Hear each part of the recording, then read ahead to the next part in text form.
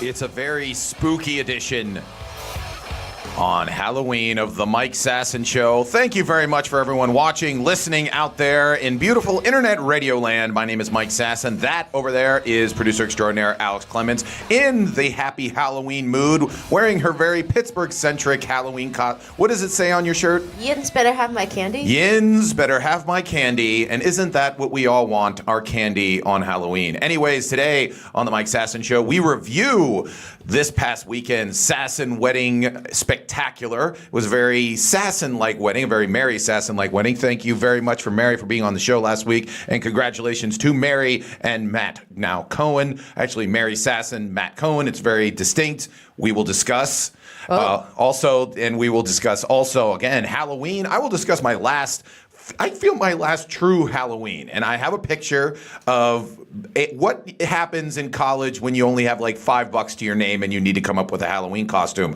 Also, we're going to be doing bar thoughts and experiences. I'm going to be doing my top 5 takes. Also, in news and notes, we're going to be having comedian Alex Coyne on, hilarious comedian, also a very interesting take on life. It's going to be a really interesting news and notes. And with that interesting news and notes, a couple news that there's going to be a Magic Mike musical.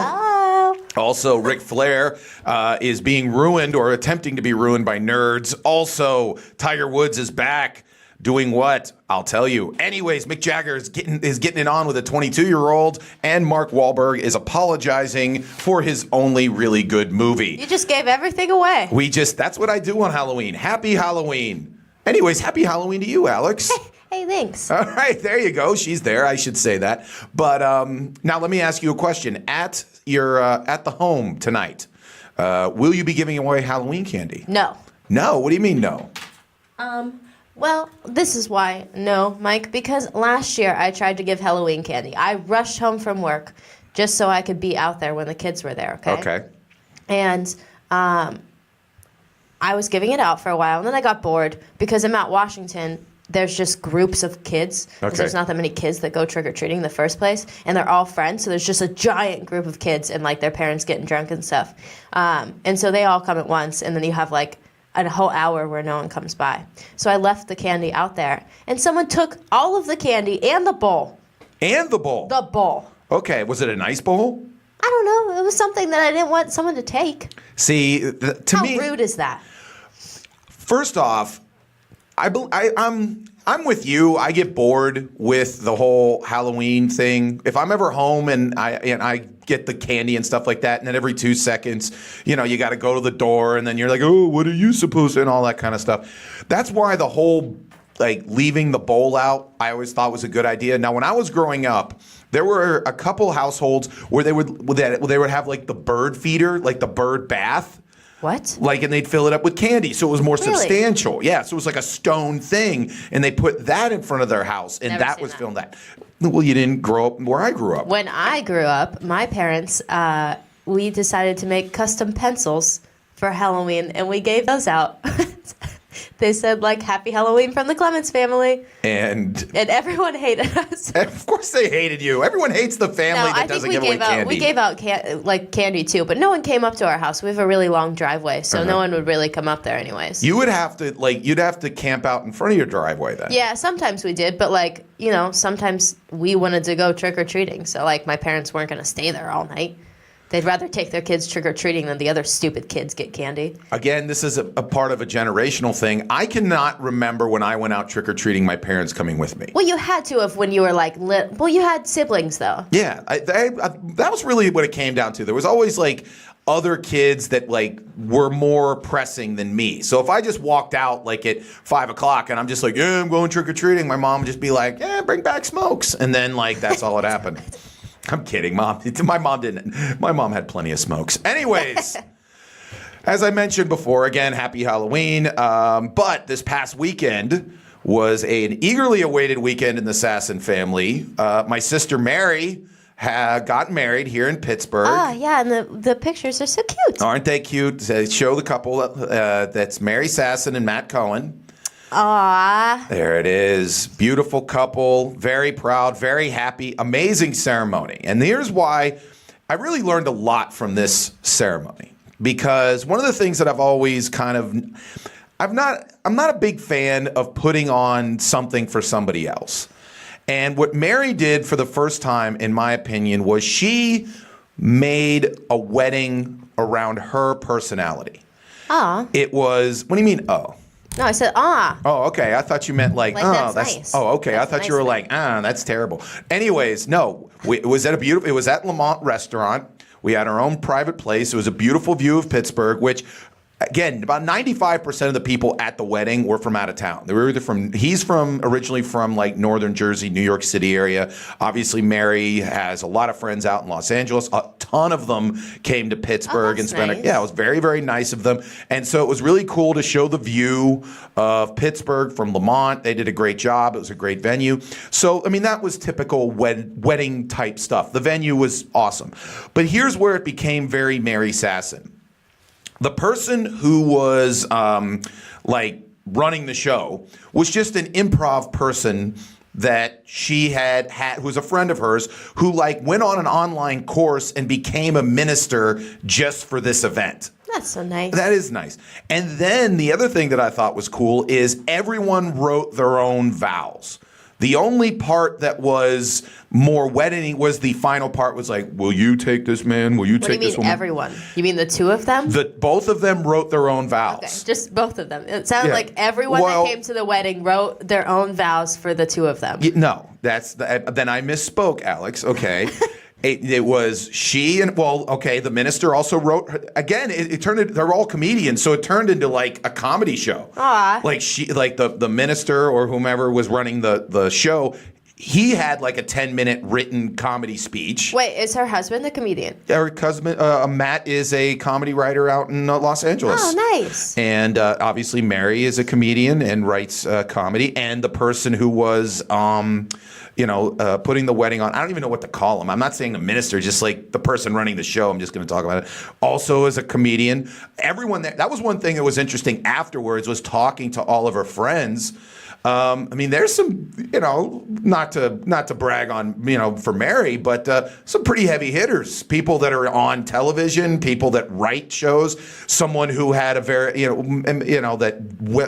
got some inside scoop about some Hollywood A-level types and how they are to deal with and stuff like that. So that was very interesting. But they all came out to Pittsburgh to see her. But to me, why it was an inspiration was, it was like, okay, I've always hated when you never go to church and then all of a sudden you have a church wedding. Yeah, I also hate that. Yeah, it's the same thing with funerals. If you never went to church, don't have your funeral in the church. If you went to the bar, have your funeral at the bar. That's what you want to do. So the fact that they made it their own, I thought was really, really cool. Now, as I mentioned before, it is still Mary Sasson and Matt Coyne. And this was, again, part of the comedian, in my opinion, the comedian motif of the thing. One thing that always describes it was, okay, if Mary keeps her name, which she has decided that she's going to, what happens to the kids? Right. Is, like, if the first kid is, Joe, is it going to be Joe Sasson Coyne? Is it going to be, what, is it going to be just Joe Coyne and the mom's going to have a different name? So they came up with, okay, coin flip. Oh. They legitimately. I thought they were going to combine them into one name. Sass Coyne? I feel like you could probably do that better. Cosass. Cosass, yeah, that's okay. Cosasson. Okay. Then it would be that like, could be kind of, it makes sense. Yeah, you're a Cosasson. Yeah, there you go. You're not but actually, they did a coin flip, and Mary won. At the wedding? At the wedding. Aww. They had a big thing. Everybody went around. Mary flipped the coin. He called heads. Tails came up, and so all of the children will be Sasson. Wow. Wow, she really won. She really won. And here's the thing. Matt's parents did not know that this was what was going to happen. Oh. Whoops. So yeah, they probably should have told that. But I thought that was really, really cool. And I'm still on board for co-Sasson. You're still on vote? Okay, Yeah. That's a vote for Coast. Hey, comment away again on the show if you're watching or you're listening. Again, if you're listening on www.riversedgepgh.com, where there's great local talk, great local music, or you listen on TuneIn Radio, or after the fact when it becomes a podcast on iTunes, Google Play, or SoundCloud, or you're watching right now on Facebook Live across the planet Earth. Which, by the way, not to one thing that I learned at the wedding, lots of people watch the show. Yeah, a lot of people out in Los Angeles and had talked about that they'd seen the show and everything like that. A couple actually asked me where you were. Like, why would I be invited to the wedding? Yeah, why would It's why not would your wedding? Yeah. But where's Alex? And I'm like, up the street, because it was in Mount Washington. It's like, you want to go see her? She's up the street. I actually wasn't there. But. Yeah, but so I said that, and then a lot of people came up that said we like the show, all this kind of stuff. So thank you very much to everyone who was watching the show, and it gave me good things. And the people who don't watch the show, go to hell. Anyways, one thing that got me though was Mary was very. Not concerned, but it was very wanted to make sure that Pittsburgh had a good impression. Oh, yeah. And because literally 90, I'd say about, except for her immediate family who still live in Pittsburgh, everyone else was from out of town, either New York City or LA. And she was actually kind of like, not bummed, but a little bit whatever, because the wedding on the weather on Saturday wasn't the best. It was a drizzly kind of gray day type deal. But the thing that I picked up from the people, especially the LA people, is they just, and maybe they're just being nice, but they seem to be very complimentary of Pittsburgh. But the one thing I think that I picked up was I really think they enjoyed the fact that Pittsburgh was maybe the most un-LA place they had been to in their lives. I'd say so. And like, for instance, we were kind of belly aching about the weather. And like on Friday, it was nice. It was like 70 or 65 and sunny and all that kind of stuff. And they went hog wild off that, because when they came from Los Angeles, it was 103 degrees in Los Angeles. And so for them to go from 103 degrees to 65 and sunny, they were running around naked around Point State Park. They were enjoying every single moment of it. My brother, who actually, again, Matt, who flew in and I picked him up at the airport, was like, window was down, everything. It was just like, it's like I've flown into a different planet. Yeah. That's what he's like, in Star Wars where you fly into the woods planet and you came from the desert planet, because this is what I feel like I've done. Yeah, I went totally know what you're talking it's about. totally different like that. And so, again, Pittsburgh showed itself very, very well. Great time. And then afterwards, you guys got crunk. we got crunked. Anyways, we went to Buckhead's Saloon, and I didn't know this, but it was their Halloween party. So everyone was being really nutty. Wait, did you guys pretend that you were dressed up to go to a wedding and that was your Halloween costume? Because that would have been good. Mary should have done that, but Mary changed into regular civilian clothes. I totally thought that she would have won if you would have been like, hey, you could have been like, hey, I'm going to a wedding.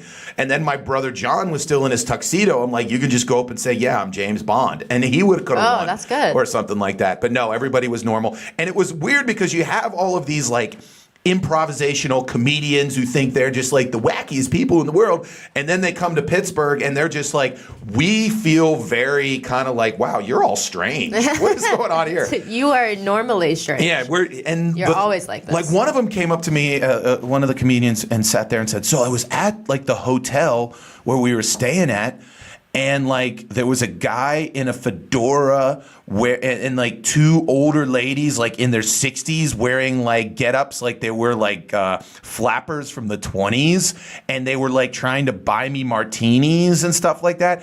And I'm just like, well, here's what you gotta worry. Here's the thing about Pittsburgh. People are weird but harmless. I would say that's they're still essential. nice people. Yeah, they're very, very nice people, but yeah, they're going to be a little bit odd. Like, and then someone says, I didn't know if they were going to a costume party. And I was like, I got money, says no. We're always going to costume parties. Yeah. Pittsburgh is a costume party. Pittsburgh is a costume party, but I bet you that guy wears a fedora pretty much every day that he's not wearing a Steeler jersey. Hell yeah. And that's the other thing they picked up on, is that Like, they walked into the hotel and a giant banner says, "You're in Steeler country." And they're like, "Oh, where do the Steelers play?" They're like, "Oh, they're in Detroit this weekend." And they're like, "Well, why is the banner's up in March? The banner's up in July. Like, that's just the banner they keep up there the whole time." It's up the whole time. Just so you understand where you are. Where you are. You're in Steeler country.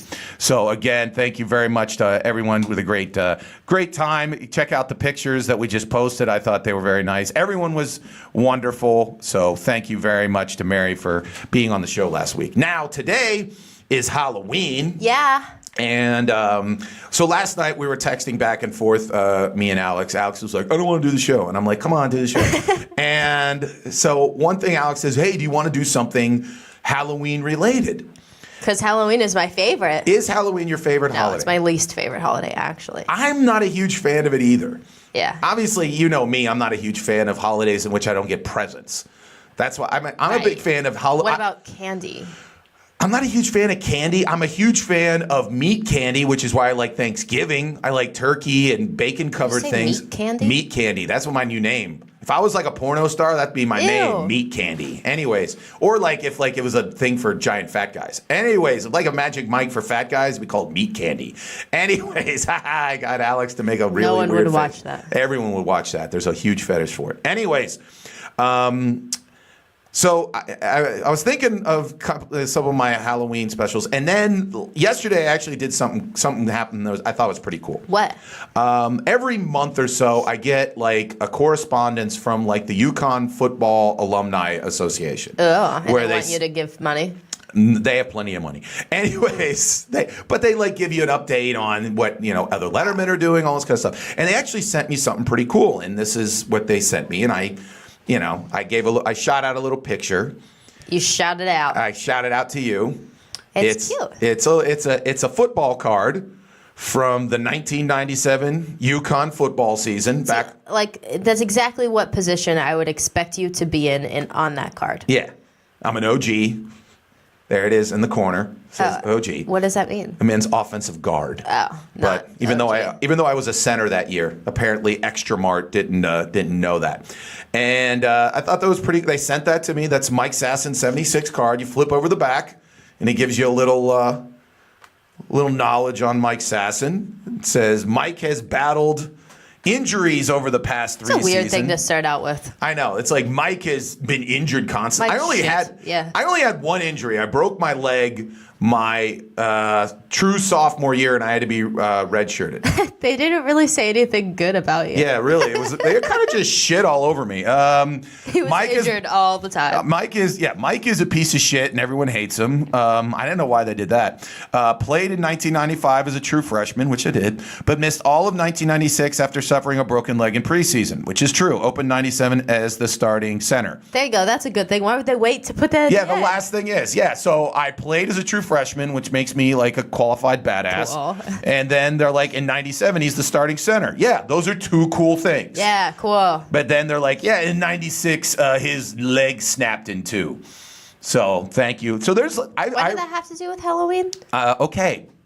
Thank you for stopping me from enjoying a moment of when they made football cards. Hey guys, Mike played football once. Yeah, once. Did you know that? Did you know that? Do you know Mike likes to bring in a lot of things just to prove that he played football. Yeah, we didn't all believe him in the first place. Yeah, most people don't. I think most people don't actually believe I did. I think everyone believes you. I don't believe you did. I believe until the football here. Even if they don't believe you, they believe that you should because you're a big dude. But anyways, just to prove that I didn't do that. I thought that was cool. They sent that to me. So I thought of a story of pretty much what I think your last true Halloween. I think Halloween ends when you're, at the end of college, that kind of thing, and then it doesn't pick up again until you get kids. Oh. Basically, Halloween for you is just going to be an excuse for you to dress up a little bit and then get drunk off your ass. A little bit. Yeah. Like, are you going full boat for your Halloween costume tonight? I'm spending $60. Well, I'm not doing it tonight. Okay. When is the party? The party's on Saturday. The party's on Saturday? I didn't invite anyone yet. So I mean, like everyone else did, but I didn't invite anyone yet. So if anyone wants to come, just, come to my house. There you go. It'll be a fun time. We have Ragers. I know. A couple years ago, you actually invited me to your Halloween party, and I couldn't make it. I usually kind of I hesitate. Like if I invite Mike, I feel like I have to invite other people, and I'm like, if I invite Mike, then I feel like he's gonna feel obligated to come. And what if he doesn't want to come? And what if he comes and then I get mad at him for not dressing up? And then there's this whole thing, and Here's what would happen if I came to your Halloween. First off, I wouldn't be dressed up. Yeah.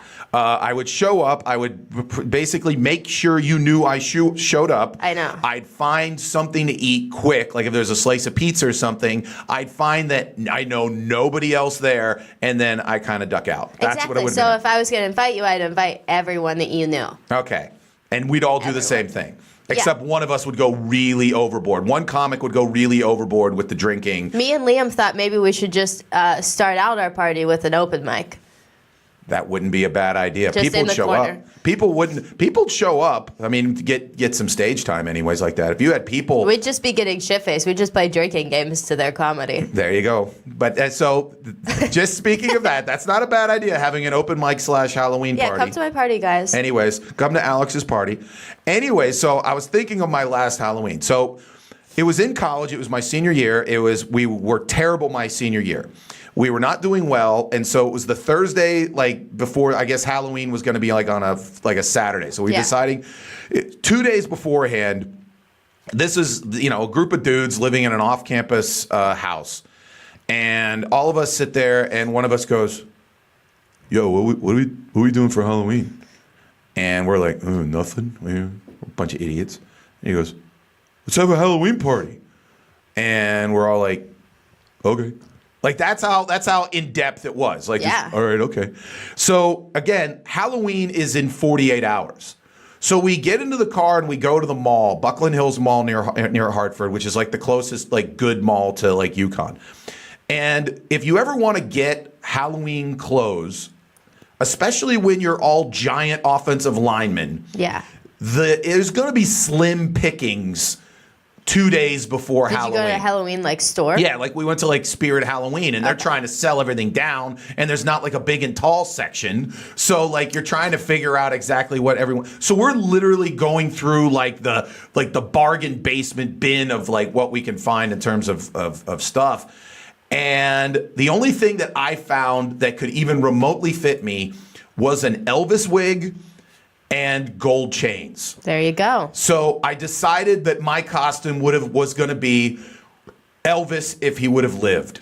So if you want to show the picture of 23-year-old Mike being if Elvis would have lived.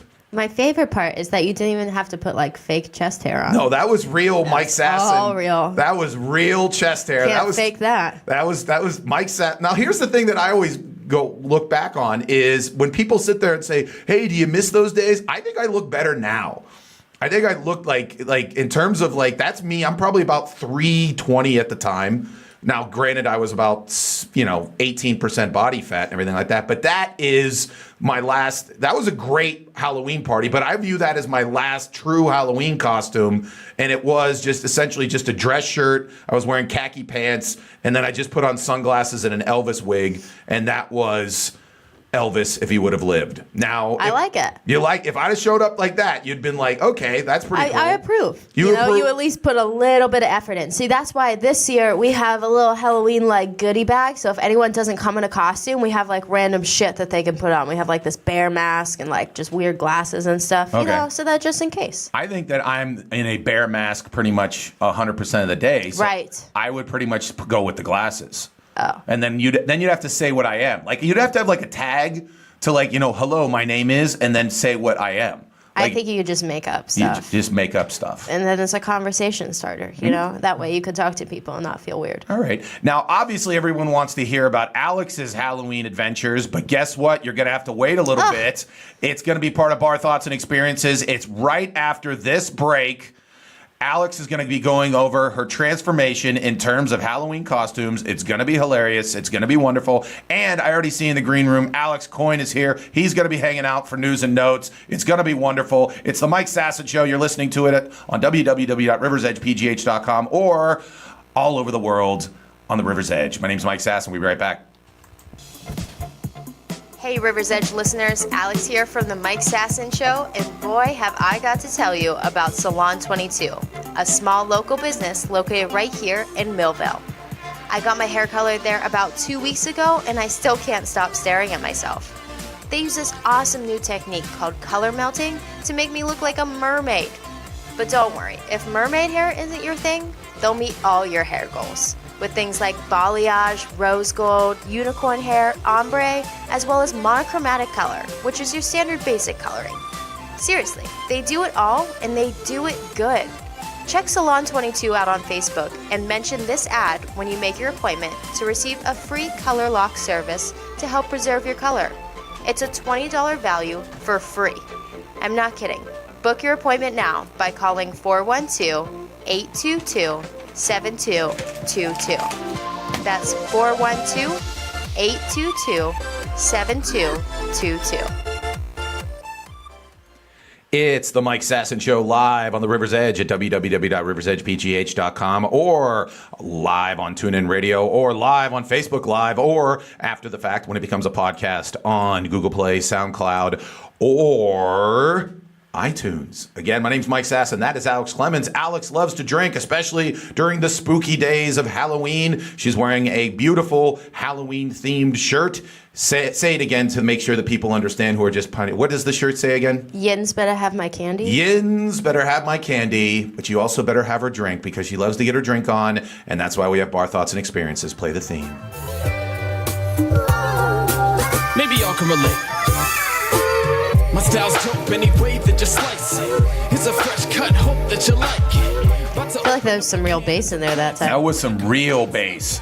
So today on Bar Thoughts and Experiences, you're going to be going over some of your transformations in terms of Halloween costumes, correct? Yeah, sorry. I was really getting into You were just in the jam. So I asked my mom yesterday. I said, Mom, I need some Halloween pictures of me. Send some good ones. And so she sent a bunch of pictures, and they're adorable because obviously I am adorable. Alex is adorable, should be a segment on the show. Yeah, so I go from when I was a little tiny to when I was a little bigger.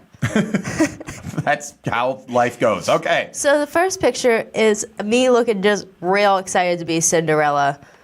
I don't think I've ever looked so more excited for Halloween. That's usually my typical face towards Halloween because it's really not my favorite. Well, let me ask you a question. Did you go up to your mother and say, hey, I want to be Cinderella? I don't remember. You don't remember? But I just look pissed. How old were you in that picture? Oh, no idea. I don't know. I'm going to guess 6. Okay, you were 6 years old, and Alex, little Alex Clemens, was like, well, I got to be Halloween. Now, were you going trick-or-treating, going to a party, something like that? Oh, yeah, it's probably for school. Maybe that's why I was sad. I think that's what happened. I just want to run around in my Cinderella costume. Yeah, I don't want to go to school. We had parades, though, so That was cool. I like parades. Yeah, parades are fun. But I was probably freezing as well. Okay. All right, what's next? I don't know. You tell me. Oh, I guess I'm a little like a gypsy. Oh, I don't know. No, you're like I Dream of Jeannie. Oh, there we go. Yeah, Genie. You're I Dream of Jeannie with your sister. Also, look at my sister's very original witch costume. She doesn't even have a witch hat. She just looks like a goth girl. Also, am I not freezing? It's October and I'm wearing literally no clothes. Yeah, that was an interesting choice by you. I mean, obviously you were going with the Gwen Stefani like bare midriff look. But Yeah. It was probably Jeez, Mom and Dad. Yeah, jeez, you were like They really let go that year. Yeah, they were like, whatever you want. It's going to turn out that way anyways. Yeah, doing the ab workout, that's where you go. Let's see what's... this is me being a princess again because apparently that was one of my favorite things to do. Also, my sister is a witch again. Yeah, so, and then who's the person you're holding? Oh, that's my little baby cousin. He's not a baby anymore. He's a grown adult. But yeah, he's a little bumblebee. See, that's one thing. Everybody who always likes, like when they're little kids, they never like dress their little kids up in cool costumes. They're always like sunflowers They're or bumblebees. Yeah, all that but kind of it's stuff. easy. But like, look at how ladylike I'm sitting, by the way. My legs are just like wide open, sitting in a dress. There you go. Good job, Alex. Good job, Alex. Good job, Mrs. Clemens. And then what we got here? So this is when I was 14, and I could still fit into my third grade Dorothy costume. Okay. And I was like, should I wear this or should I not? So you can't see the bottom half. I imagine it was very short. And I was like, maybe I should be better than that, But you were, now, did you go trick-or-treating like that? No, I was just trying on costumes. And then I okay. tried on this horrible M&M costume. Okay. Where clearly the arms of it are not in the right place. I'm not quite sure who designed this costume. Also, the M&M just looks just high as shit. Now, the thing about it is, I love the fact that you went from the one costume that typically would, like the hot girl at like Buckhead's would wear, right, to like the one where just like, don't look at me costume. Right, but then I ended up with basically nothing. I'm not quite sure what I am. Maybe like a ballerina princess. Also, look at those cute braces. Aren't they cute? Now, Yeah. Now, one thing there seems to be a theme. How many years straight were you a princess? I don't know. I guess it was pretty easy. I guess it just matched my personality. No, it doesn't at all. It's the complete opposite. I was saying that, I am a princess. There you go. Let's see what's next. This is when I got into like my emo phase when I'm like, I don't want to wear a costume. I'm just going to wear a hoodie and a t-shirt and then put some wings on. You're like, screw that. Yeah, screw Halloween. Everything's stupid. Okay. But then, this one's just great. I decided to be a man for Halloween. You were a man? Yeah, I think this was like 8th grade or something. I decided that I was going to be, I didn't know what to be, and my dad had just bought this this blonde wig, like this guy's wig. So I just put that on and then put my brother's clothes on. My brother is 6'3", by the way. So I was wearing his clothes and just looked just great. I named myself Trent, I think. That was an interesting Halloween where you're just, questioning one's gender, but go ahead. That was nice. I mean, it's good. I just wanted to prove to everyone that maybe I could be a guy. Maybe I have that option. I think you always have the option. Just, there you go. I'd be a great dude. There you go. And then I decided to, get into a little more sluttier clothing as I progressed. Now, how old? Now you're almost like a Vegas showgirl at this point. Yeah, I think I'm 15 or 16. Okay, and at this point, you got to be like, your parents were like, can't you be a boy again? I think they told me to be this. They told you, like, you're a Vegas showgirl. I was like, I don't know what to dress up as, Mom and Dad. And they're like, oh, let's just pick out one of the stupid old dance costumes. And that's what they picked. You ever seen, like, I love when they do, like, the documentaries on the Vegas showgirls? No. Like, from, 100 miles away, they look amazing. Right. But then when you get real close, they're all, 45 and I don't think I've bitter ever and stuff seen, a real-life Vegas showgirl. I've seen, the documentaries, but, they're all very, very tall. They all have extremely long legs. They're very fit, but they're all, their faces just look like they're just grizzled, truck driver-type faces. Yeah. But yeah, that's a good costume. Now did you go trick-or-treating looking like that? No, I think I just went to a party. I think I was done trick-or-treating by that point. Okay. And then finally I get to, the sluttier days. The Alex sluttier days. When I remember going to pick out this costume with my mom and she was like, are you sure this is the one that you want? I was like, yep. Now, okay, I had a Halloween party at my house. Now go into the psychology of that, because I think that there are two, groups. There's women who dress up being funny, like they're going to be an M&M or anything like that. Like at Buckhead's, the woman that won the Halloween costume, I could say it better than that. The costume contest was literally wearing bra and panties and had mouse ears on. That was her costume. That makes sense. Yeah, but it won because she was wearing essentially bra and panties. And then there were other women that were legitimately wearing just lingerie. Yeah. They were just walking around a bar on a rainy Pittsburgh Saturday night, wearing something that, you'd see in Victoria's Secret. Yeah. Go through the psychology. Is it just I'm picking up a man and this is my time I think it depends. To be safely slutty? Yeah, I think it depends. See, if you're single, I feel like that's what you want to go for. Uh-huh. You don't want to be too much. I've done Playboy bunnies, but I'm not, they weren't the most revealing things in the world. My worst one was probably, I was a schoolgirl once, and the skirt was this big. It was tiny. I honestly don't know how I went out in the house and felt comfortable being out. But I wore it. But I feel like if you're single, it's okay, you can do that. But then once you get into a relationship, you're I don't have to do this anymore. I can just be whatever I want to be. Now, do you make your significant other, Zach, wear matching costumes with you? Oh, no. Okay. This is his holiday. He loves this holiday. Yeah, he makes me dress up. Last year, what were we? He was a dead Civil War soldier, and I was a grieving widow. And this year, we're being cartoon characters. We're actually being a brother and sister, which is a little weird, but no one knows that. Wait, that's always the joke because people go as Donnie and Marie Osmond and then they make out in the corner and you're like, you realize those two were related. Yeah, but I don't think a lot of people like know the show. Okay. So it's okay. Okay. Now, just so we can make it, make this an easy edit for you, just so we can cleanse the palate of those beautiful, wonderful costumes you had, show me again from when I was 23 and I was Elvis if he would have lived. So we could sit there and be like, everyone now is at work going, oh, I didn't know if I wanted to watch that. And then you're sitting there and you're like, there's 23-year-old triple-chinned Mike who's about... I think it's just two. Just two chins. Just two chins. Drunk off his whatever, being, the last time that Mike was drunk. Yeah, it wasn't the last time Mike was drunk, but it was definitely the last time Mike was drunk enough to let someone take pictures of him and be cool with it. Because if I'm drunk, I'm almost just like, no pictures. But this one was one of those things where I was just like, and by the way, I cropped out the other two people who were in it because I didn't think that they wanted. Aww. But yeah, they're like executives now at like major companies. Oh, and I didn't want to be like, hey, this guy drunk off his ass. Why not? I feel like that's okay. I clearly don't have enough good lawyers to fend off a lawsuit. But that was Bar Thoughts and Experiences with Alex. Thank you very much, Alex, for showing us you're your welcome, wonderful Halloween costumes. And again, next week, if you have Halloween costumes, if you go to a Halloween as Alex, then you know what? Make sure you do that. Oh, that'd be easy. Yeah. What would be the costume for Alex? I would assume that you would have a blue wig. Okay. And then you just wear black clothes. And black clothes. That's about it. I there think, you go. Yeah. How would you dress up as Mike? Wear a black t-shirt and jeans, and have a shitty attitude, and then tape hair all over your body, and then just scream a lot. Anyways, yes, exactly. I could do it. Yeah. I'm almost giving you ideas for somebody for Halloween tonight. Anyways, because I do those things, I get opinions, and when I have those opinions, I write them down, and they're called my top 5 takes.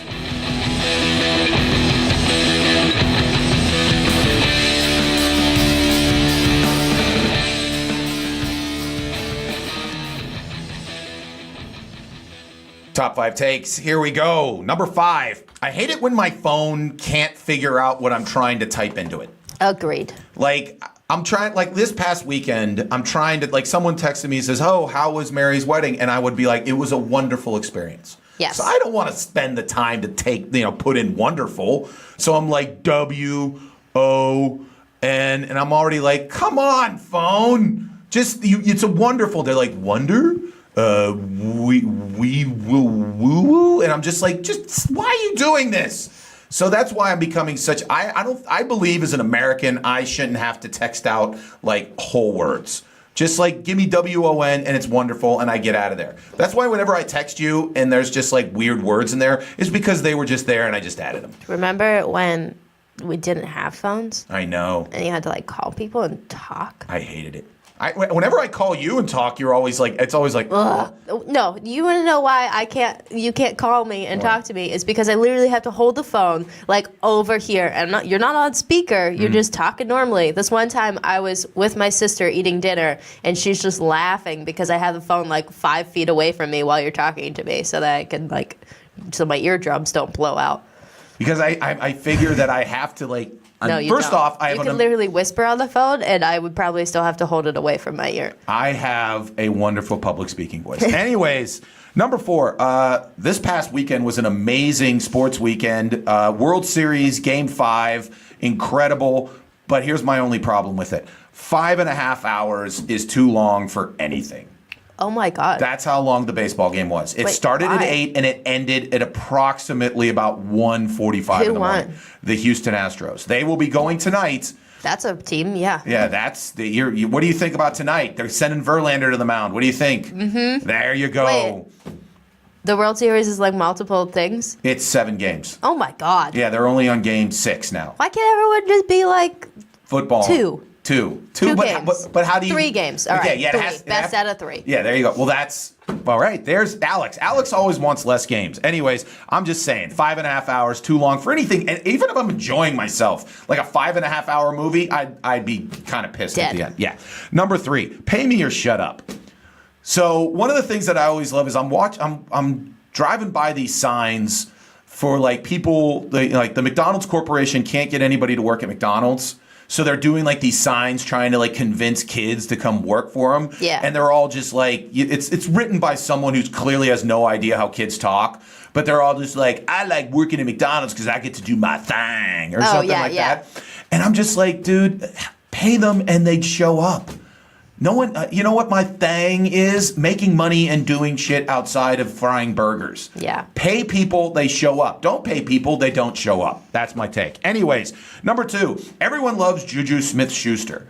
And everyone's in love with him. Everyone thinks he's amazing. His social media is funny, all that kind of good stuff. He's a 20-year-old kid. And one thing that gets me is like so many people are like, he's so happy. I love how he just has this joy and he's happy. And I'm like, he's a 20-year-old millionaire who's playing professional football for a living. Yeah, seems like a good time. Why wouldn't he be happy? There was a comedian who like 20 years ago who did a joke about like someone came up to him and said like, hey, I met Bruce Springsteen. And surprisingly, he said, great guy. He goes like, why wouldn't Bruce Springsteen be a great guy? He gets to be Bruce Springsteen every day of his life. If you went up to the guy who cleaned toilets at the bus station, you're like, hey, I talked to Gus, who cleaned shit and vomit and diarrhea at the bus station. Great guy. That's surprising. That's a guy that should have like some issues where you're just like, yeah. But again, Juju Smith-Schuster, the fact that most NFL players are like miserable is really kind of an indictment of them, not necessarily Juju being happy to be an NFL football player. And number 1, it's all about the experience. Like, I was thinking about the other day when someone said, like, in terms of, like, I don't like going to comedy shows. I'm like, or I don't like comedy. One thing I think that they always sit there. Who the hell says that? What's wrong with them? Tons of people sit there and say, I don't like stand-up. Or I don't. Do you not like to laugh? Do you not like to enjoy yourself? The hell is wrong with you? Here's their biggest complaint. Number 1, they'll sit there and say, well, is someone going to say something that could offend me? Ugh. And here's what I would sit there. If that's your number 1 concern, then yeah, someone is going to offend you. Number 2, they'll always say, are they going to make fun of me? Maybe. Yeah. I don't know. Possibly. Could you get a thicker skin? Could you maybe understand that, you know, the whole world, that you're not like a porcelain vase, and if someone does say something to you, that ultimately you'll live? Yes. I don't know. It's all about the experience. When I hear someone say that, I just go, you know what? You had a bad experience. Now, that doesn't mean you didn't have fun. Experience means everything. It means food. It means the drive-in. It means everything like that. So anytime anybody's putting on a show, make sure you understand it's all about the experience. And you're going to get a great experience after this. Alex Coyne, comedian extraordinaire. He's coming up next. He's going to be sitting next to me. It's going to be news and notes. We're going to be going over the fact that a huge alcohol company just bought a weed producer. It's going to happen, people. Free, not free weed, but like you're going to be free to do weed. Anyways, I think that you should do that during the show. Anyways, my name's Mike Sasson. Happy Halloween. We'll be right back on the River's Edge at www.riversedgepgh.com. We'll be right back. Brian Crawford letting you know that Kevin Slogic, my State Farm agent in Allison Park, is here to help life go right and reminds you that you're listening to the River's Edge Radio Network. Hi, I'm Rob Spear, host of Damn Near Killed Him, an interview show where anything goes. Once they gave it to me, you could have stuck a telephone pole up my ass. I was about to be, like, kicked out of the country. That's where they send the worst of the worst. In a psych ward, like, normal things seem so weird in there. Who was making $5,000 a month doing gay audiobooks? Hear some stories from people who have been to the edge and back. Thursday morning at 9 a.m. on riversedgepgh.com or download on iTunes. I mean, that's, like, some pretty cool shit.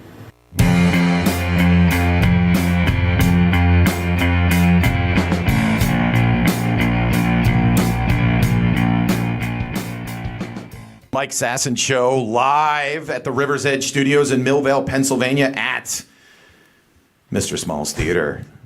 Today, you are listening at www.riversedgepgh.com or on TuneIn Radio or watching live on Facebook Live or when it's a podcast on iTunes, Google Play, or SoundCloud. My name's Mike Sasson. That is Alex Clemens. And we're Alex times 2 or Alex squared or Alex cubed or whatever that is. I hate math. Anyways, Same. Here here we have Alex Coyne, community extraordinaire.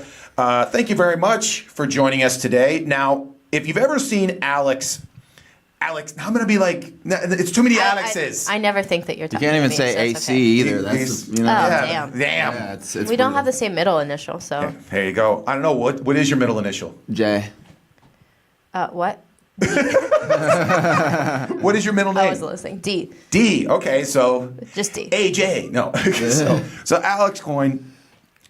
If anyone, one of the things that I love watching in terms of your comedy is the fact that it's very kind of, I think, improvisational. It's very much in the moment. And so I guess one of the things, you're a very interesting comic, but also a very interesting person. You've traveled around the country, like recently you were in Phoenix for a couple weeks and stuff like that. Describe what you've been doing over the past couple months, what's going forward, because you're kind of all over the place. And I was actually happy that you were in town because, sometimes I watch your Instagram, you're like, hey, I'm camping in the middle of Texas right now. And I'm just like, oh, he was at an open mic last night. What the heck's going on? So what's been going on? What are you doing? Oh man, there's a lot. I actually just merged my small little marketing company, my roommate and I's company, with a $600 million tech giant out in California. I've been traveling, been trying to get the mics going.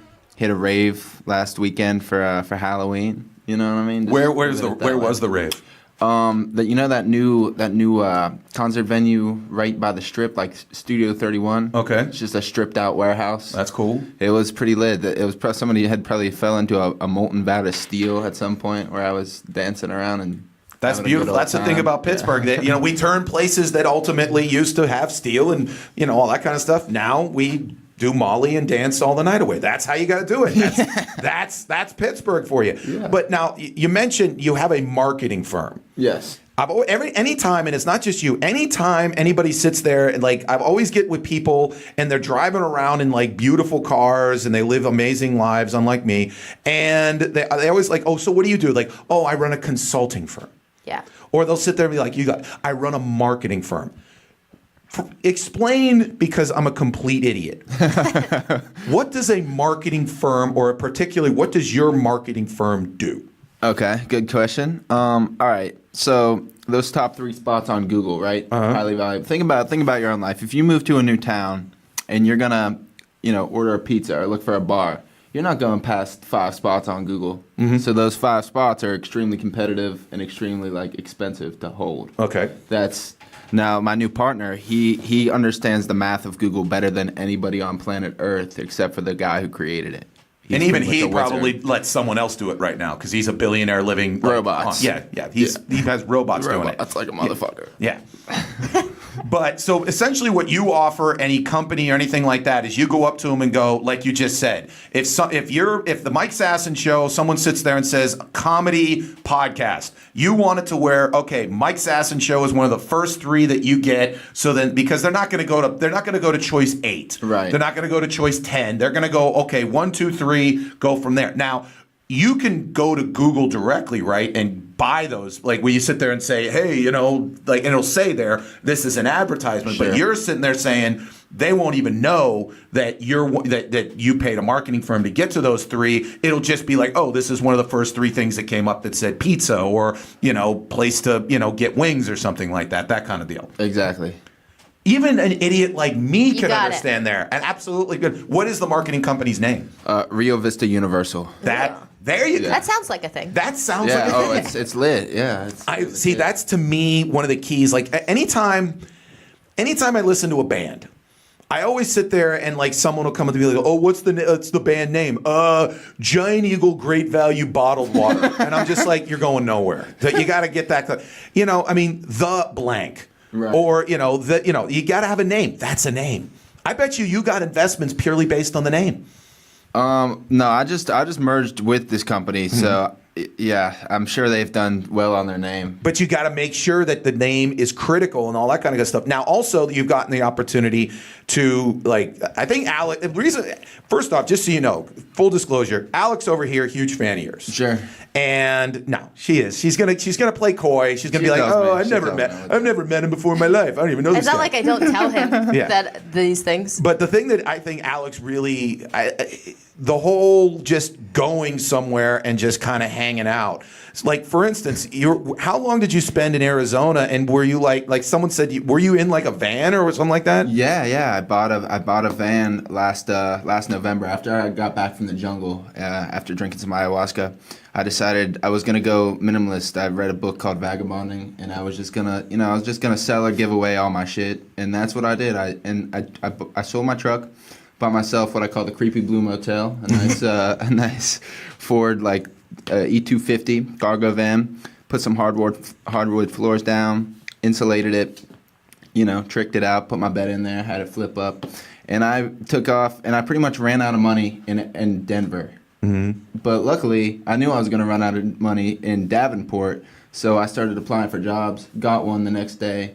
Had a little paper route. Was doing comedy. Met Sam T, who's the man, Sam Talent.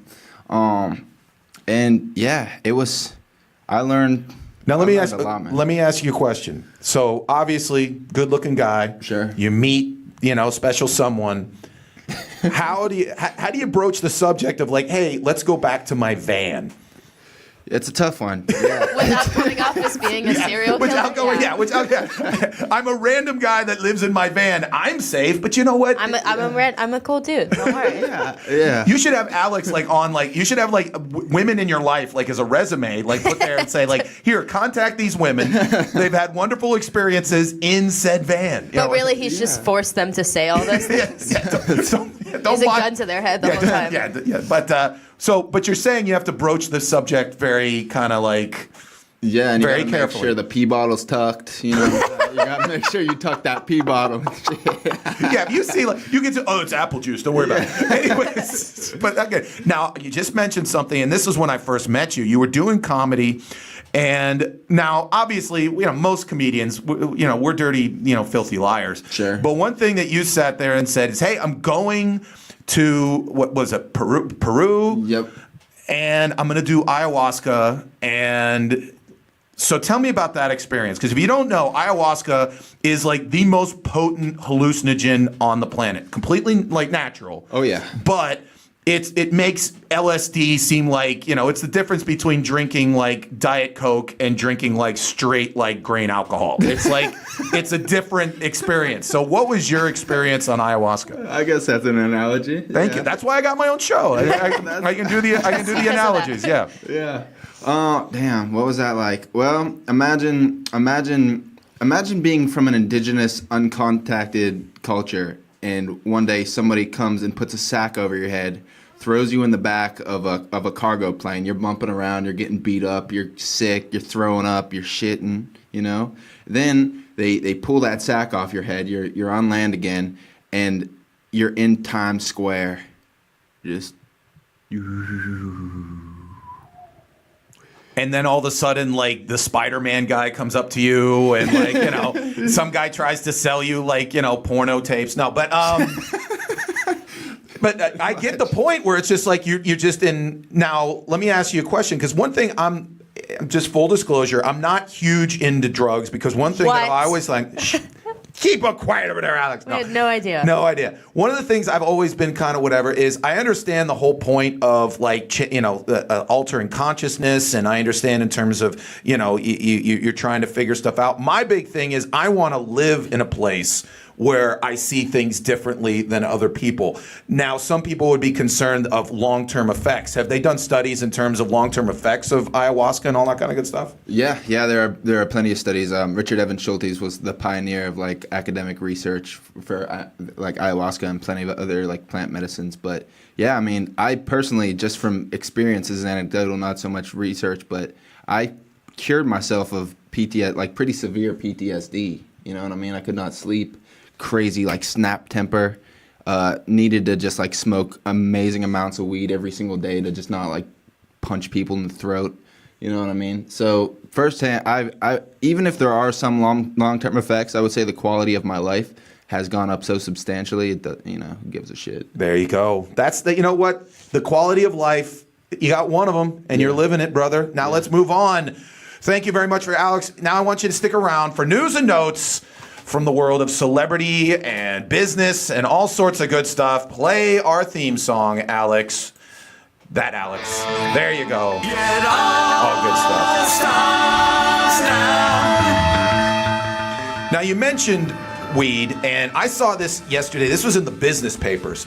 The third largest alcohol producer in the world, basically they produce Corona and stuff like that, just spent over $100 million to purchase a share, not the whole thing, a share of the largest legal weed producer in this country.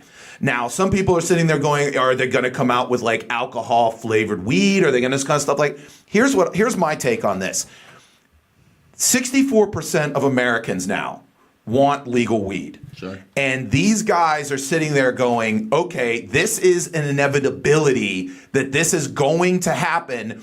We've got to get in on this, or basically, we're going to be left behind. And one of the things that I always love is like we had a couple, you went to Denver, and one of the things that you found was that people just kind of showed up to Denver thinking, hey, there's legal weed. I can just sell weed legally. And so there's now a lot of like, homeless people and stuff. My point was these people would have been homeless anyway. That's a moron way to go. Just kind of show up and go, hey, I can sell weed now. No, the companies and the major corporations are going to take care of this. It's not going to be like you could set up a shop and all of a sudden you're going to become like, a multi-trillionaire. But it's the thing that I see it is like, if you think that the small guy is going to benefit from legal weed, the alcohol producers, the drug dealers for the last 50 years, they're the ones that are going to sit there and say, no, we're going to buy into this. We're going to take care of this. And the only people from outside are the people that maybe 10 years ago started the legal weed farms, and now they're going to be the ones that got bought out. It's going to be similar to how the internet was. You started the small company, but then the giant Google, the giant, all those type of people bought you up, and that's how you got rich. Right. I mean, like, do you guys agree? Do you I think like that's how what's Alex happening? just had a big sigh in the middle of that. I know, that it was. I mean, some of it seems a little bit inevitable what he was saying. But honestly, I wish they would just let us grow it at our house. It's a weed. It's so easy to grow. Yeah, it's a plant. Yeah. They're making a plant illegal. Yeah. That's legitimately that if you get your head around that, and again, this is from a guy that doesn't do drugs. This is whatever. I'm about doing whatever the fuck you want to do, and just as long as you don't hurt anybody, as long as you don't drive a car into somebody, as long as you're not hurting somebody, as long as you're not punching somebody in the face, do whatever you got to do. But the thing is that is so ridiculous is that we as a society have said that, that natural element. Now, I understand a chemical. Yeah. I understand that a man who went into a lab and came up with something and said, here, do that. Like, no, you created that and that can destroy lives. But on the other hand, if somebody said, yeah, this naturally grows in the dirt, and like, oh, no, that particular thing that naturally grew in the dirt is illegal. My thing is that people for years have been like, people who like, small time weed dealers are like, man, I'm going to become a rich, amazing. No. The established people that have the capital to purchase and do, the farms and do all that kind of stuff, they're the ones that are going to make the money. You're just going to basically kind of be SOL. I don't know. That's what I think is going to pretty much happen. Yeah, I mean, I actually know a few people who have moved out to California at the right time. It's all about timing with anything else. If you got in at the right time, then you got established, you got your license early, you're probably going to have a pretty good chance of success. But if you're trying now, now it's going to be tough. My thing is they're already opening up. It's right across the street from where we do an open mic, Beer Hive. They're opening up the first medical marijuana establishment here in Pennsylvania. And then here's what's going to happen. Eventually, someone's going to sit there and say, hey, all those like shitty roads we have? We could just legalize weed and we could fix them. Yeah. And then when all of like the people that are like insanely elderly going, no, weed is the devil's bread, they drop the fuck dead.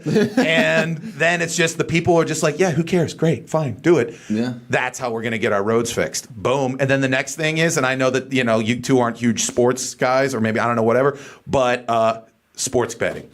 That'll be the next thing after that. But that's how weird this country is. Weed will come first.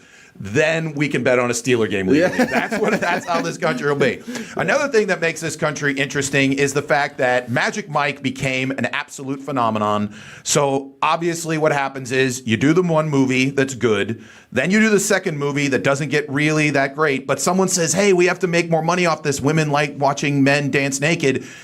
Now it's Magic Mike the musical. Isn't it just like a strip club? And essentially, Like that's going to be a Broadway sing-along musical. Channing Tatum is involved. But there isn't like singing in the. What songs are they going to sing? Is he going to sing? I'm showing my dick to you. Give me some money today. Is he going to sing? I want to know. Channing Tatum is not. He's a producer. He's going to get the next. He's not even in it? No, no. It's just guy who looks like that. And it's his. By the way, the one thing is he says it is totally his story. Because that's the whole point of his story. That's why Magic Mike was wink, wink, the Channing Tatum story. He was 18 years old in Tampa, Florida, and he was a male stripper. That's how he made enough money to eventually go out to L.A. and become G.I. Joe. You know a lot about Stripper Channing capital Tatum's of the world, stripper. Tampa Bay. Well, I did the story, so obviously I read the article. Yeah, sure. You do research on all of these, right? Yep. How do you think I pick the stories? They don't write themselves on the piece of paper. Sometimes I ask you questions, you're like, I don't know. And it seems like a very obvious thing to research. Ask me a question about the Channing Tatum Magic Mike musical. I don't know. I asked you if he was singing. And I said, it doesn't look like it. It said he was a producer. So none of the people from the movie are going to be in there? I'm showing my junk to you. What? So none of the people from the movie are going to be in this musical? The only one that will be is Matthew McConaughey's brother, Steve. Steve McConaughey. Steve McConaughey. Yeah. They just need him to give him a job. Remember Matthew McConaughey's brother, Rooster, was on some show? And it's weird. And his actual name is Rooster? His actual name's like Tim, but he's from Texas, so he named himself Rooster. Aw. Whatever. I would be called Rooster. Would you, if you were in New York, would you go see the Magic Mike musical? No, I think I'd rather just go to a New York strip club. Have you seen? I don't want them singing. Just take off your clothes. I'm shaking my axe for Alex. Give me some money today. Are you done with these songs? Nope. Anyways. I didn't sign up for singing. I want more. This Alex wants more of my singing today. Anyways, have you seen male strippers before? No. I would assume that you would have as soon as you saw that those exist, you'd be like, I don't like on a Tuesday night, like in March, you'd be like, get me a male stripper right now. Well, I was really upset. I went to that one strip club that's in McKeesport, McKees Rocks. McKees Rocks, yeah. What is that? Club Erotica. Yeah. So that was know a lot about McKeesport strip clubs. That was the first strip club that I went to, and after I went there, someone told me that they had dudes in the basement. Sounds weird. They have dudes that's where the in male the strippers basement. were in the basement. Yeah. I was like, why did anyone tell me that as soon as I walked into the door? Because they assumed that you wanted to see the young ladies of McKees Rocks shaking what their mama gave Yeah, but them. I also want to see the dudes. I just want to know what McKees Rocks male strippers looks like. That's what you want to know. Now, let me ask you a question. Are you for or against the full Monty in terms of the male strippers? For. You're sitting there saying, I want to see the junk, or you're not getting my dollar. Yeah. One time I was by the way, if you ever get into like sales, if you go to another city with a group of salespeople for more than 48 hours, eventually you all end up at a strip club. Sure. It's just like a law. Anyways, I'm at a Columbus strip club, and the way the strip club worked was the woman walked out and she would dance for a little while. She'd pull off her top. She'd be topless. Then for the second song, she'd pull off her dress and she'd be just with the panties. And then the third song, she would be naked. So I'm sitting there and we're all enjoying this show. It was later, like closer to closing time. She comes up and she comes in. She does the first one. She's now topless. And then she comes up to me and she goes like, all right, money. And we're all just like, no, there's 3 songs. We're waiting for the whole show. Yeah, we're waiting for the whole show. And she's just like, I'm tired. Oh, she said that? Yeah, she was, I'm tired. Nope. And we're all like, yeah, exactly. Nope. Have some coffee. Yeah, they're like, yeah, seriously, get. Aren't there enough drugs in the back for you to not be tired? And so this is exactly what she said. She goes, we want to see you naked. This is the strip club. This is what we do. So she literally, just with the most pissed off face in the history of the world, pulled down her pants and showed her freaking vagina and just looked at us like, you scumbags, and then pulled it back up, and we were all like, okay, here's your dollar. What day of the week was this? It's like a Tuesday. Yeah. I mean, again, it's ridiculous, and it's never the guy that you think will bring up the strip club. Like when I go to the sales conference, they all assume it's going to be me. It's never me. It's always like the 55-year-old dude who's been married for 30 years. You put 2 like Coors Lights in him, and all of a sudden he's like, let's go to the strip club. And everyone's like, all right, I guess we got to go to the strip club. He kind of is our boss. Do you give off that like strip club vibe that everyone I guess everyone just assumes that I'm, because they hear comedian and they know I'm single and they We're think basically male strippers. Yeah, I'm honestly, I think that I could make a pretty penny for women that love the more cuddly, chubby guys. Yeah. Just mentally, internally, we're the strippers of society. Yeah, we strip away our piece of clothing. We strip away our feelings. That's what we do, Alex, every day. We show the full sad. Monty. It is sad. You know what's not sad? Well, actually, it is really, really sad. Tyrese. Okay. Show the picture of Tyrese. He did something that a lot of people are feeling is kind of really weird. He was singing at a concert in Atlanta this past weekend. And apparently him and his daughter, I guess they're having like marital issues. Not the daughter, they're not married, but like the wife the wife and are having, so he's not being able to see the daughter. So he says, I dedicate this song to my daughter. I love you dearly. And he starts singing Let's Get It On. Maybe that's her favorite song. He's a big Woody Allen fan. But that is okay, Alex. If your dad stood in front of everyone, Yeah, I would feel weird. Yeah, but maybe but if it was my favorite song, I'd be like, ah. If your favorite, I don't know. No. If your favorite song was "Me So Horny" from Two Live Crew, do you think it would be good for your dad to sing it to you? Know. Maybe he gets someone else to sing it. I feel like that would want be to the better sex option. you up. Thank you, daughter. I love you, little girl. I like big butts and I cannot lie. By the way, Maybe if he prefaced it though, it's like, this is her favorite song. This is why I'm dedicating it to her. Then it might be okay. No, Tyrese clearly did not do that. I listened to the audio. And what? Was there any context like that? No, it was clearly just like, I love you, daughter. This is for you. Let's get it on. And everybody in the concert's like, what? Now, did they show like a reaction of her face? No, she wasn't there because the mom. Apparently now the mom has ammunition of like, this is why I don't want him around. Oh, Jesus. This is how crazy Tyrese is. He flew a plane with like the banner by her school saying "I love you." So that's like, again, it's a nice gesture, but now coupled with the "Let's Get It On" singing, a little weird. Little weird. I think he's going to have to talk to a lawyer about that. Was he just pandering to a Morgantown audience, maybe? If you'd been Charleston, West Virginia, you'd be like, that's my daddy's favorite song that he always sang to me too. There you go. He always said. Then he would sit there and he'd be like, ass, titties. No, Anyone hear that song before? Ass, titties. Yeah, everyone's heard that song. But there's the thing. First time I ever heard that song, I was driving to New Jersey. My brother was in the back with his iPad or whatever. And he sits there and goes, hey, you want to listen to a song, Mike? And I go, sure. So I'm like driving down the highway on the thing. And all of a sudden he puts in the earphones and I just hear, ass, titties, ass, and titties, ass.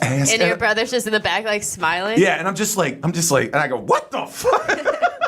Like the first time I'm the old man, like, what is this filth? Now, what is another thing? You're huge on pineapple pizza. Yeah. Because it's delicious. Okay, but now are you huge on pineapple pizza? Yeah, I've hooked with that. Now, people who are huge into pineapple pizza are being attacked because they feel that they are the reason why a new phenomenon has happened, which is now strawberry pizza. Yeah, that's disgusting. Okay, show the picture to the people. Yeah, gross. Again, and it's not like some people go, oh, like dessert pizza, like you get at the Pizza Hut lunch buffet. Just cheese with fucking strawberries. Cheese. Okay, describe it again. That's what it is. It looks disgusting too. It's not even like it looks pretty or anything. It looks like someone just threw up some strawberries and had some pizza in there. That is a blunt description, but yes, necessary. But the people, like on the internet, when people saw this, they were like, this is the pineapple people's fault. No, we are sane people. These people are not sane. You could not. It's like, is it pepperoni? Nope, it's strawberries. I actually think that I'm trying to go through the strawberry flavor. I mean, it's pizza, so it's sauce and cheese. What even kind of sauce is on there? Again, just red, I guess. whipped cream. Whipped cream sauce With cheese. With now you're making me hungry. That doesn't sound disgusting. terrible. I'm gonna have some, maybe some pancakes later. Anyways, so both of you are pineapple people, and you flat out say you are not responsible for strawberry pizza. I didn't. You could not get me stoned enough to eat that. Yeah, I agree. And you've tried. Yeah. People have tried. People have tried to do that. Yeah. Now, speaking of getting gigantically stoned, Ric Flair. His 30 for 30 is coming up in a couple weeks. By the way, I don't even know if he does marijuana. I'm just assuming he gets stoned. Anyways, 68 years old. He's doing his 30 for 30, and he made the claim in like a book or on a movie or whatever that during his lifetime, being a professional wrestler, being the Nature Boy, that he has bedded 10,000 women. It's lies. Okay, but here's my problem. Obviously, he's just saying, hey, I've had sex with a lot of women, which is a good chance he'd have. Especially, by the way, that's probably his O face. Now, Alex, if that was the face that was looking at you, would you just be like, I made a good choice? Out of here. Ran the other way. Woo! Anyways, now, again, I always feel like nerds are trying to ruin things. And so, like, someone did the math. They sat there and went, well, you understand that 10,000 women, if he had his first sexual experience at 15, means 183 women per year, and that means 4.5 women. Well, what if people want to know how to get it done? Like if they do it as You're a like, goal? I need to know how many girls I need to sleep with to get to 10,000 by Ric Flair's age. Basically, start at 15 and you do 4 a week. Is that the math? That's the math. Okay. Do you think you could do it? Do you think you could beat Ric Flair and do 10,000 dudes? I'm gonna start. I feel like I'm already a little behind. What if you went to the bar and that was your pickup line? Like, hey, here's the deal. Yeah, then I would absolutely be able to beat that. But I think it's a dude. Okay, if a dude came up to you and be like, here's the deal. I'm trying to get 10,000 women by the time I'm 68 years old. If he looked like Ric Flair, I would say no. Even with that face, like, woo, you would be like, no, I can't do it. Can't do it. Even if he's like, come on, it's Saturday night, it's 11 o'clock, I need 2. She's already said yes, and let's go. Unless I'm blacked out, then maybe. Then that's but great. Probably Anyways, that's not good. Don't do that. Don't do that, Alex. Okay. All right. So again, I think nerds are trying to ruin Ric Flair. Now, someone who is living the greatest life ever, Mick Jagger. Sure. 74 years old, has already, I think he just had a kid a couple years ago, has like a 3-year-old kid. Again, huge, unbelievable rock star, maybe the biggest rock star in the world. Proving again why he's an amazing rock star. This past weekend in Paris was seen dating, canoodling, doing all sorts of wonderful things with a 22-year-old filmmaker named Noor Afalala. I'm mispronouncing her name. Clearly. Okay. But 22 years old, show the picture of the woman. Not bad for a 74-year-old dude to get. Now, Alex. How is she 22? She's a filmmaker? Yeah. She's really doing good for herself. Okay, by the way, take your phone, do this. You can tell people you're a filmmaker. Okay. Anyways. She's sick Yeah, on we don't Insta. know how good of a filmmaker she is. But I will tell you this right now. She's in porn.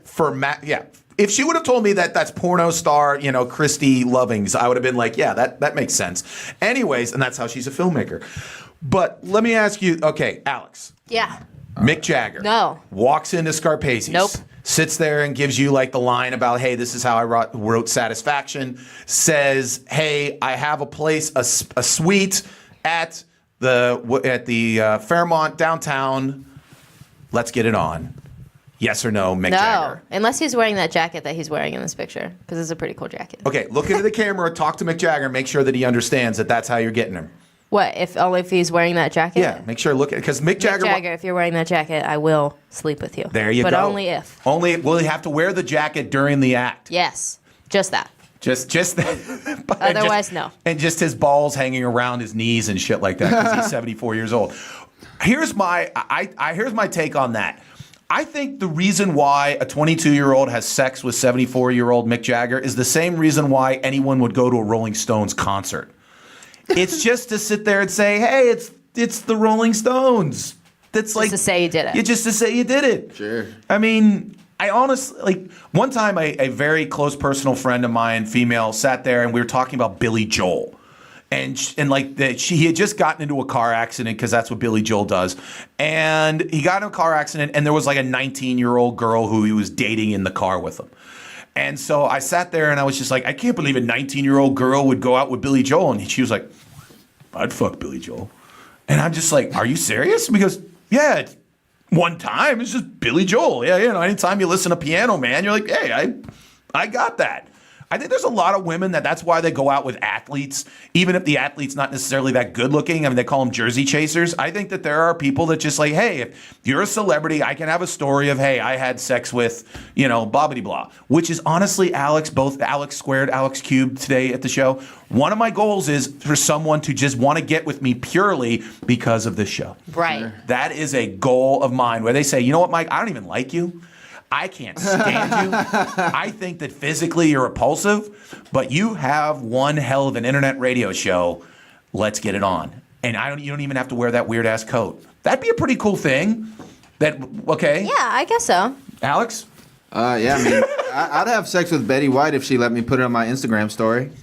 But that's different. Why is that different? Because it's what's Betty White. different about that? Because she's awesome. Okay. Yeah, she's now great. Who's, But all right. What? All right. Now you've already mentioned the Gdilf. Tom Selleck. Yeah. Tom Selleck? Mick Jagger is not a Gdilf. Okay. Ooh. Well, I mean, he's technically still a Dilf. No, he's a Dilf, but he also has grandkids. So gross. Okay. You shouldn't have Tom that. Selleck, Gdilf? Yeah. You'd get with Gdilf, Tom Selleck. Yeah.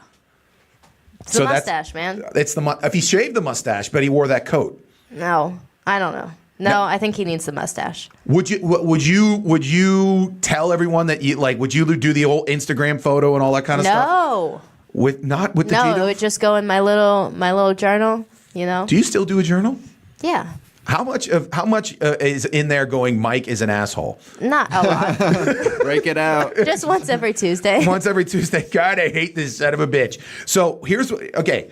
Comment away, even if you're watching the show. Ask Alex if there is a Gdilf, which is, again, a grandfather I'd like to fuck, that Alex would be for. We're no on Mick Jagger, yes on Tom Selleck. Yeah. Paul McCartney. No. Sean Connery. No. What? Maybe. You get slapped. Okay, you just gave me a maybe. I don't know. All right, let me give you some other Gdilfs. I'm thinking of grandfathers. Wait, I want to know the Gmilfs that you guys would. Most of them. Christy Brinkley. Christy Brinkley, that's a good one. And Betty White.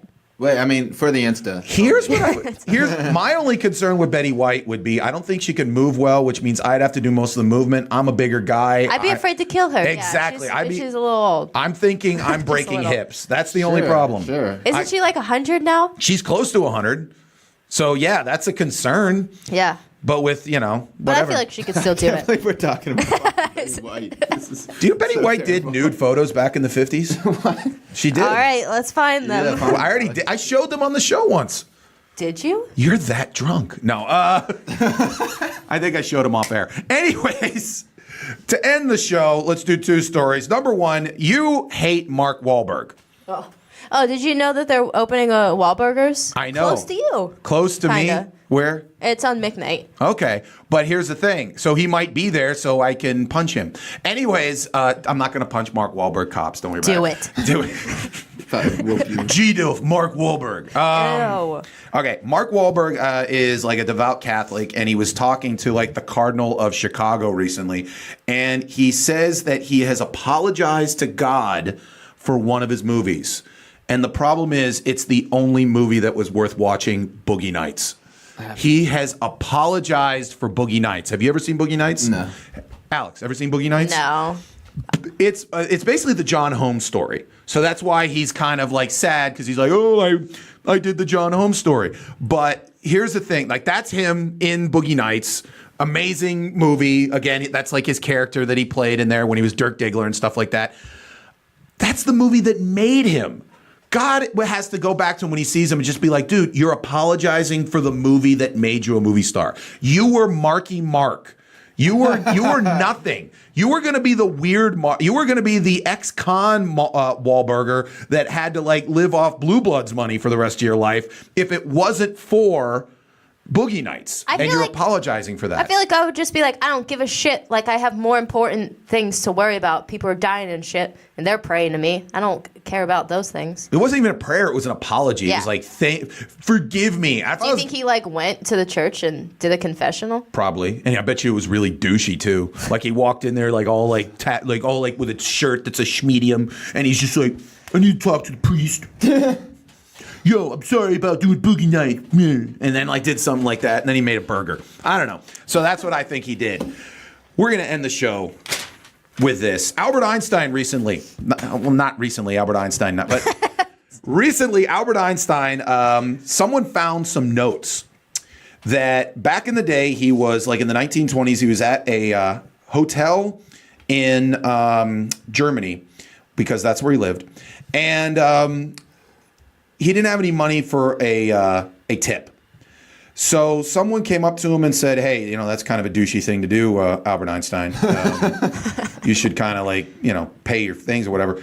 And so someone sat there and he goes, here's what I do because I'm like a super cool guy. I am going to tell you what I feel is the key to life. Do you want me to read it for you? You can read it for me. This is Albert Einstein, what he feels is the key to happiness. Go ahead. It says, one note written in German translates to, a calm and modest life brings more happiness than the pursuit of success combined with constant restlessness. And the guy who got that as a tip sat there and went, "You cheap son of a bitch." That's what he I probably bet now he doesn't think that. Well, yeah, it went for like $3 million or something like that. But a calm and modest life brings more happiness than the pursuit of success combined with constant relentlessness. Easy for the guy who just off a whim creates like the equation that explains the universe. I always love when people who sit there and have like tons of money all sit there and be like, you know what, money, it doesn't matter. It just doesn't mean anything. I'm like, okay, then stop asking your dad for more money. And then like, oh, what? So I don't know. I personally think that like that's kind of like I don't know. Those sound like cheap Beatle lyrics. I don't know. What do you think, Alex? I liked it. You liked it? Yeah. I thought it was touching. You thought it was touching? Yeah, I have a picture of Albert Einstein on my wall. Actually, I have two pictures of him. Shout out. One of him riding a bike and one of him fake naked.